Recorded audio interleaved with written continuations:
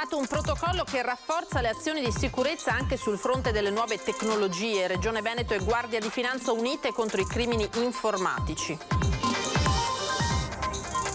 Zaia lapidario dopo l'attacco ai sistemi informatici della Regione Lazio con i dati rubati in cambio di denaro. Nessuno pensi di fare altrettanto in Veneto, noi riscatti non ne paghiamo. Circa 2000 ettari nel veneziano sono stati danneggiati dalla grandine, danni che ammontano dal 50 al 100% nelle vigne, al mais e alla soia. Il porto gruarese è la zona più colpita. Presenze turistiche sulla costa veneziana potrebbero toccare punte vicine ai livelli pre-pandemia, ma rimangono i dubbi legati all'applicazione del Green Pass. Scoppia la polemica sull'aumento di stipendio ai dirigenti deciso dal CDA del Casinò. Il Partito Democratico va all'attacco, inaccettabile. Molti lavoratori sono ancora in cassa integrazione. Presentato a Mestre il cartellone Via Piave, giardini musicali e molto altro. Lo scopo dell'amministrazione è combattere con la socialità il degrado e lo spaccio nel quartiere. Anche il ciclista Francesco Lamon di Mirano nel quartetto azzurro che stamane alle Olimpiadi di Tokyo ha stabilito il record del mondo dell'inseguimento a squadre. Buonasera, ben ritrovati, eccoci in diretta, edizione veneziana dei telegiornali di Antenna 3 e dunque partiamo dal protocollo che è stato firmato oggi a Venezia tra Regione Veneto e Guardia di Finanza contro i crimini informatici, tema decisamente di attualità visto quello che è successo in Lazio. Rafforza questo protocollo le azioni di sicurezza anche sul fronte delle nuove tecnologie. Riscatti, qua noi lo diciamo chiaramente a chi pensasse di fare un'azione di hackeraggio non ne paghiamo, per cui perdono tempo e basta. L'attacco ai sistemi informatici della Regione Lazio ha generato una profonda impressione. Bloccare i sistemi rubandone i dati in cambio di denaro è per il presidente Zaia un ricatto inaccettabile. Anzi, la Regione Veneto ha sottoscritto a Venezia un protocollo con la Guardia di Finanza proprio per rafforzare la tutela della legalità anche nel campo delle nuove tecnologie. È un sostegno economico per quanto concerne la formazione, perché come dicevo prima specializzare dei ragazzi che operino in materia di cyber security è tanto costoso, c'è bisogno di avere strumenti particolari che solo con un protocollo come quello che abbiamo sottoscritto oggi sarà possibile avere in tempi rapidissimi. Il protocollo tra la Regione Veneto e la Guardia di Finanza si inserisce in una serie di strette collaborazioni tra enti ed istituzioni in una fase delicatissima della vita economica. Pensate alle Olimpiadi, c'è qualche miliardata di euro, dietro al PNRR ci sono comunque miliardi di euro, 222 miliardi di euro. È inevitabile che il professionista delinquente che è abituato a infiltrarsi, è abituato a partecipare agli appalti, è abituato a fare i suoi business approfittando del fatto che c'è flusso di denaro, quel flusso di denaro se ne sta creando, per cui bisogna evitare che l'economia venga drogata da infiltrazioni che poi non c'entrano nulla con l'economia libera e pulita. E ancora una volta, anche grazie ad un uso sapiente della tecnologia, è possibile non solo prevenire, ma persino predire le probabilità di un determinato evento. Io sono in grado oggi, con questo applicativo, di sapere se un soggetto che aveva un'azienda XY, che aveva un codice Ateco di un certo tipo, ad un certo punto mi fa una variazione nel codice Ateco. Guarda caso quel codice Ateco è un codice Ateco che corrisponde a una disponibilità in una delle 6 missioni del PNRR e noi siamo in grado di intercettarli direttamente. Veniamo ora al maltempo perché circa 2000 ettari di terreni coltivati nel veneziano sono stati danneggiati dalla grandine e i danni ammontano dal 50 al 100% addirittura nei vigneti mais e soia. Il maltempo nelle ultime ore ha danneggiato seriamente vigneti, mais e soia nel veneziano. La zona più colpita è quella del porto gruarese, in particolare la fascia di territorio che comprende Pramaggiore, Loncon, Annone Veneto e il versante nord di Portogruaro nella località Belfiore. La grandine ha distrutto anche i vigneti in questa azienda di Musile di Piave. Alle 9 di ieri sera abbiamo avuto la tempestata che è durata circa un 15 minuti, 20 e praticamente abbiamo perso tutto quanto. Come puoi vedere, cioè, i danni sono superiori al 50-60%, si parlerà di un 70%. Siete assicurati? No, non siamo assicurati perché aveva assicurato negli anni scorsi, però siccome i costi sono talmente eccessivi, quest'anno ho detto proviamo a non assicurarci e difatti è capitato come nel 2007 che abbiamo perso tutto. Le grandinate dall'inizio dell'estate rispetto allo stesso periodo dello scorso anno sono triplicate. Le aziende colpite hanno i danni che ammontano dal 50 al 100%. Pregiudicato il lavoro di un anno con drammatiche conseguenze anche per il prossimo. La situazione è catastrofica, siamo sempre succubi di un meteo che non ci lascia scampo. Abbiamo delle grandinate ormai quotidiane sulla zona del Veneziano. I danni vanno su questi ultimi giorni su Portogruaro con circa 1500 ettari di vigneto colpiti duramente, ancora nei giorni scorsi per ben 2 volte nell'arco di una settimana, per arrivare poi qui a Musile, Millepertiche, quindi la zona di Jesolo e San Donà di Piave, colpiti appunto ieri tarda serata, e anche Cavallino. Di conseguenza gran parte del territorio è soggetto a queste grandinate dovute al grande cambiamento climatico che è in atto e l'unica possibilità che abbiamo di difesa è l'assicurazione. Un luglio buono e un agosto con numeri già soddisfacenti per gli alberghi di Jesolo. Questo mese le presenze turistiche sulla costa potrebbero toccare punte vicino ai livelli pre-pandemia, ma rimangono i dubbi legati all'applicazione del Green Pass. Ci vuole chiarezza. Oggi siamo al 3 di agosto, fra 3 giorni va in applicazione la norma e abbiamo ancora dubbi sull'applicazione puntuale della norma stessa. Incertezza e richieste di informazioni alla propria associazione di categoria scandiscono la vigilia dell'entrata in vigore del Green Pass tra gli albergatori di Jesolo. All'Associazione Jesolana Albergatori raccontano di telefoni che suonano a ritmo incessante. Dall'altro capo del filo, operatori del settore alla ricerca di certezze, rassicurazioni ed indicazioni che a volte non è ancora possibile dare. Per esempio, un albergo che offre anche servizio di ristorazione deve chiedere il Green Pass per far sedere a tavola anche coloro che pernottano lì? Rientriamo anche noi come strutture ricettive che facciamo anche somministrazione o siamo esclusi? Punto di domanda. Ora, con buona pace dei colleghi di FIP e dei locali che capisco certamente non saranno contenti qualora fosse, ma lo è stato fino a ieri. Quindi oggi noi siamo il 3 di agosto e non riusciamo a rispondere ai soci che vi posso dire nelle ultime ore ci hanno chiamato a centinaia e tanto io quanto i miei colleghi del Consiglio di amministrazione e il direttore abbiamo risposto personalmente a questi soci dicendogli che stiamo attendendo una interpretazione puntuale. Nel frattempo l'estate 2021 ha già superato le presenze dell'anno scorso. Si registra un buon ritorno anche dai mercati stranieri. Nessuna cancellazione, le previsioni marciano verso quelli che erano i livelli del pre-Covid. Abbiamo chiuso un luglio con un'occupazione media nel settore alberghiero, sempre parliamo attorno all'80%, ovviamente con picchi di sold out nei weekend. Abbiamo delle previsioni per il mese di agosto fatte questa mattina stesso tramite il sistema benchmark del quale ci avvaliamo per valutare queste analisi che danno già un'occupazione inserita attorno al 77% alla data attuale. Sappiamo sempre che poi agosto comunque dove c'è una percentuale interessante di italiani normalmente prenotano un po' più sottodata, quindi è facilmente auspicabile e prevedibile che quel 80% di media di luglio possa essere anche superato per agosto e quindi arrivare ad una media attorno al 90% di occupazione per il mese.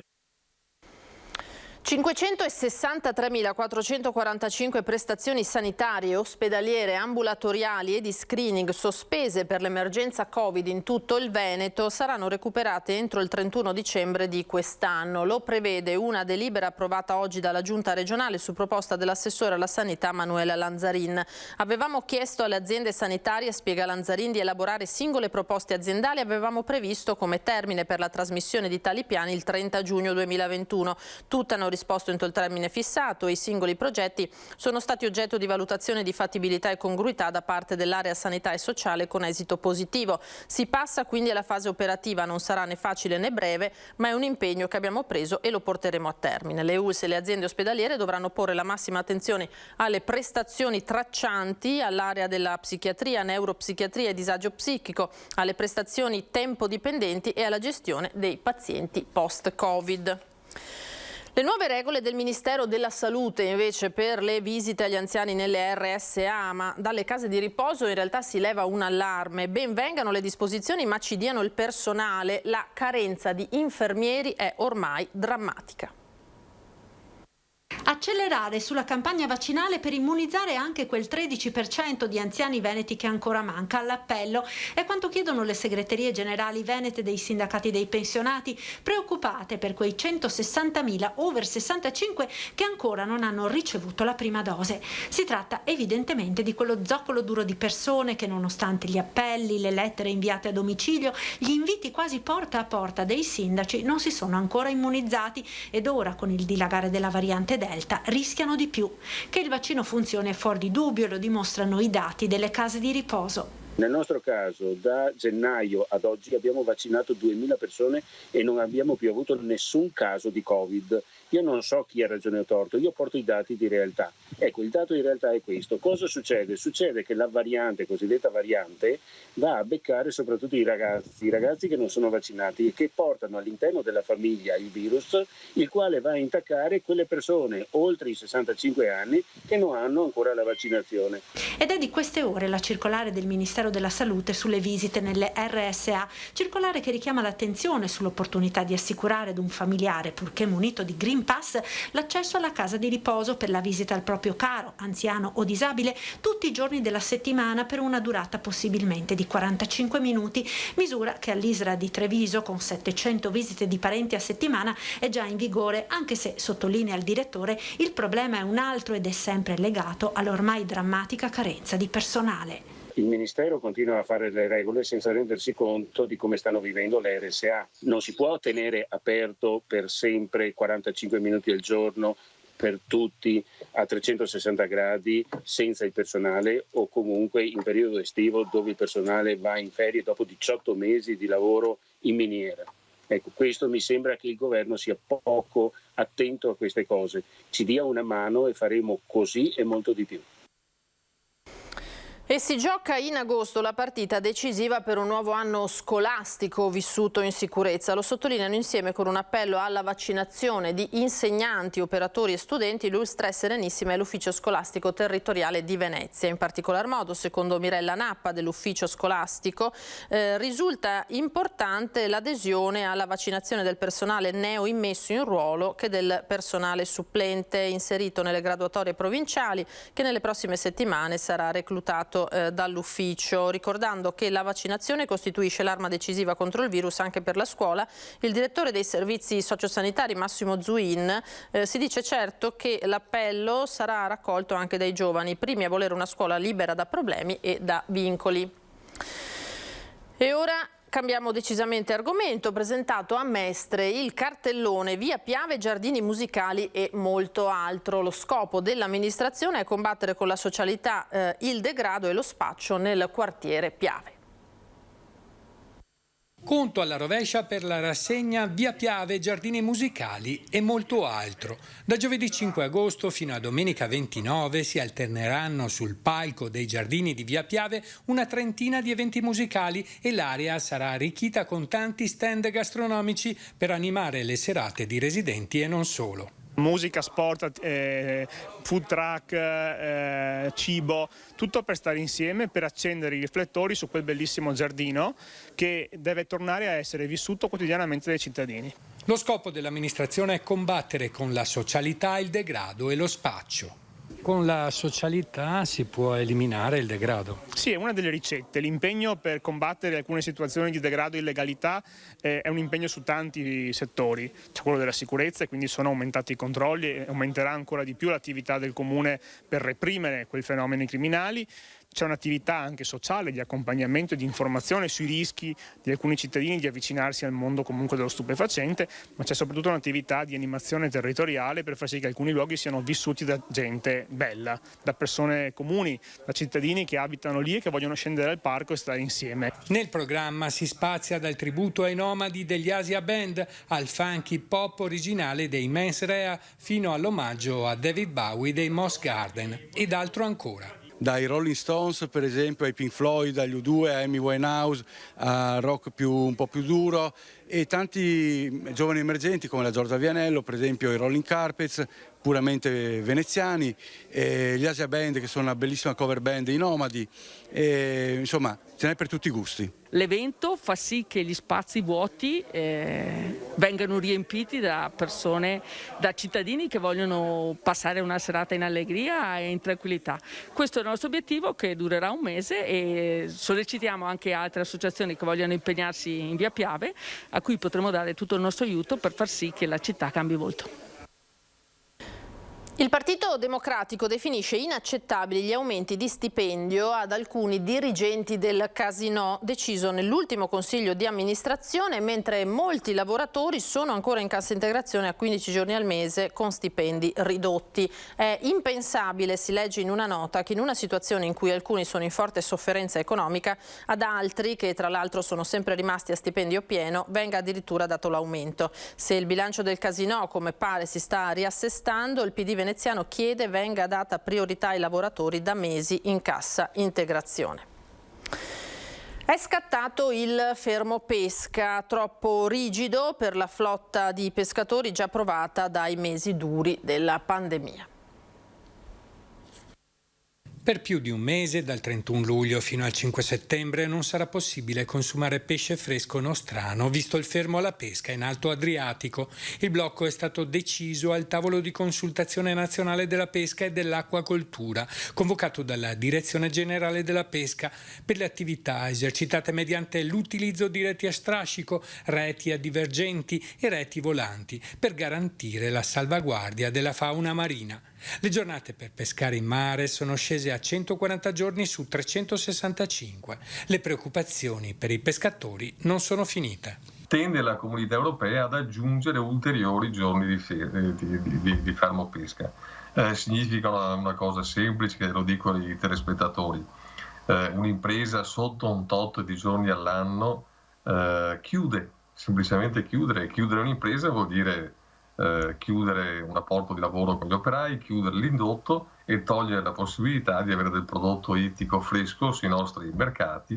Il fermo cade quest'anno in un momento difficile. Tutto il settore ittico è in agitazione permanente e la manifestazione di Venezia del 12 giugno è stato solo uno dei primi tasselli di una serie di iniziative di sensibilizzazione e pressing istituzionale in visione degli Stati Generali della Pesca per fine autunno a Chioggia. Se il nostro governo si metterà una mano sul cuore e non in punta di piedi col cappello in mano, ma con una ragionevole autorevolezza andrà a Bruxelles a dire che in Italia esistono delle imprese che hanno affrontato il Covid, che hanno lavorato, che portano a casa reddito per le famiglie e anche attraverso l'indotto, che valorizzano il territorio portando del prodotto e valorizzando l'aspetto anche enogastronomico locale, producono ricchezza. Se questo non riescono a spiegarlo a Bruxelles, allora davvero è meglio che chiudiamo le imbarcazioni in porto, troviamo un'alternativa di lavoro e cercheremo poi di andare a mangiare il pesce importato dal Madagascar, dall'Oceano Atlantico.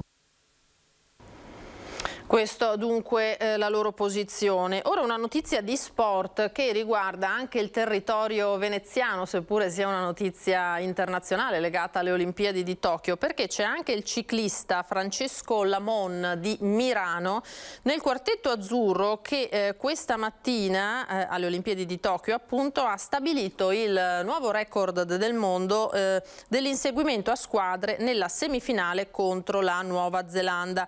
Un risultato eccezionale per l'Italia che si giocherà dunque l'oro olimpico contro la Danimarca.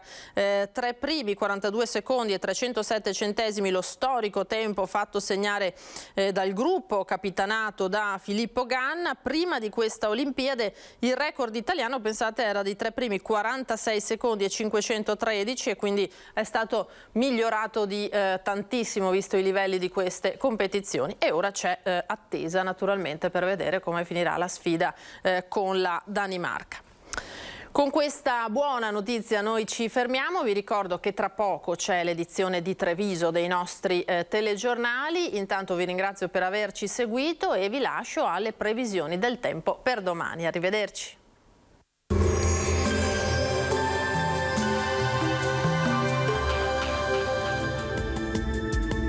Bentrovati al meteo. Arriva un nuovo sistema perturbato. Nel mirino ci sarà il nostro territorio interessato ancora da frequenti temporali. Vediamo insieme il dettaglio di mercoledì 4 agosto. Sul Veneto il tempo peggiora fortemente, sarà infatti come vediamo una giornata spiccatamente instabile, con molte nubi dappertutto e con piogge diffuse un po' su tutte le province della nostra regione. Attenzione perché non sono esclusi fenomeni anche violenti, con grandine e forti colpi di vento. Generale calo delle temperature, minime tra 16 e 19 gradi, valori massimi compresi invece tra i 23 e i 27 gradi. Ci spostiamo ora sul Friuli Venezia Giulia, anche qui tempo molto variabile, con cielo grigio e con precipitazioni un po' ovunque. Temperature minime tra 17 e 19 gradi, valori massimi oscillanti tra i 25 e i 28 gradi. Infine diamo uno sguardo alla situazione del Trentino Alto Adige, dove avremo temporali anche in questo caso dappertutto e localmente potranno essere anche di moderata intensità, dunque attenzione. Temperature minime intorno ai 16-17 gradi, massime infine sui 25-26 gradi. Dal meteo per ora è tutto, vi auguro come sempre un buon proseguimento in compagnia di Antenna 3.